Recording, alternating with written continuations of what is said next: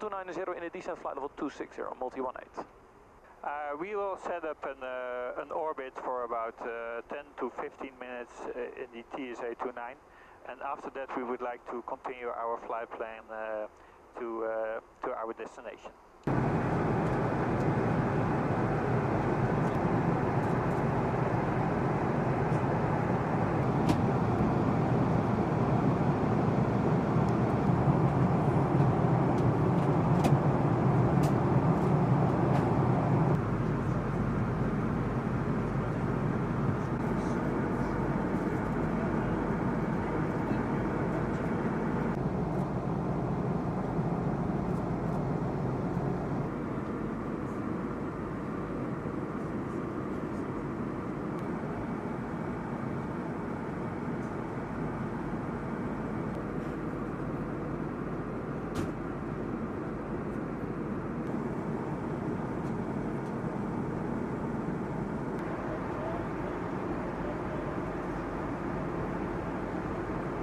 Multi-18 copied. We are in a left-hand turn, then 070. When nose is cold, switch to safe. You're clear to join echelon left. Let's go, switch is safe, going to echelon left.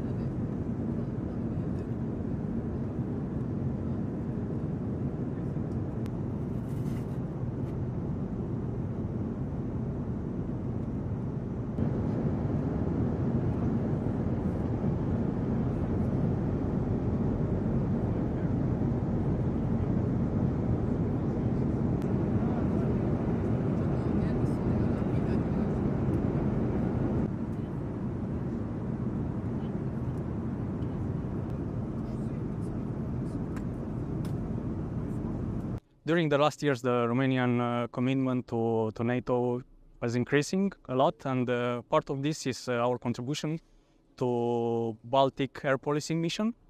It's the second time we are here. First time it was back in 2007 with MiG-21s, and now with F-16s. It's really important for Romania to be here to demonstrate our commitment, our increased commitment to NATO and the contribution of Romania to safeguarding the NATO airspace. We're really happy to work here together with our Portuguese partners and our Finnish partners, especially given the context of NATO summit, which is going to be held in just 1 week here in Lithuania. We are here on the doing a contribution for the policing of the Baltic countries' airspace. So we're here since the 1st of April, and we'll stay here till the end of July. And we have 4 jets ready to scramble, as you witness, and to perform any mission required here in the Baltics. Well, it's important, first of all, because we can give our contribute with what we know to do best, which is this type of mission, the QRA, Quick Reaction Alert. At the same time, it's a great opportunity to train with the different partners from the different nations that are in the Baltic region, and not only the air forces, but as well some ground troops. So it's the best opportunity that we have to practice together as a united force.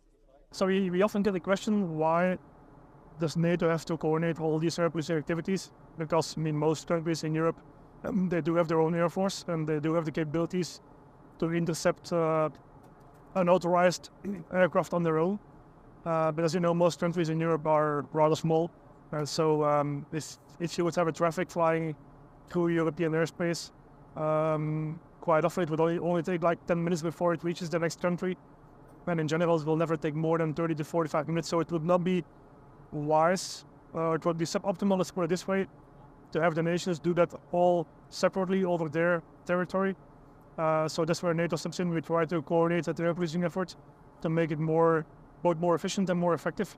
Because under NATO control, NATO fighters are allowed to cross into the neighboring countries. So we can actually continue the intercept throughout several NATO countries. The air policing mission over the Baltic Sea region is essentially still what it was years ago, because it is a peacetime air policing mission, and that mission as such has not changed over time. But the Baltic Sea region is special for 2 reasons. First of all, because that's where we tend to see most of the Russian interactions with the Russians, because the Russians have to basically fly from their enclave Kaliningrad back to the Russian mainland along the coast of the 3 Baltic states. So of course, obviously, that's where we then get to intercept them. And so that's where we see most of our day-to-day interaction with Russian assets. But the second reason is that the 3 Baltic states, although they have their own air force, they like fighter jets, so they don't have the means to actually intercept unauthorized aircraft, and that's where NATO steps in. So we provide that framework for them by inviting other nations to deploy forces on a temporary basis to one of the Baltic states. Well, Finland is now part of NATO, but they still need to fully integrate into the NATO air policing business, and that's partly technical, it's partly procedural, but I mean, we'll get there. It's just a matter of time. It's going to go relatively fast. Sweden will be the same case once they actually become a NATO member.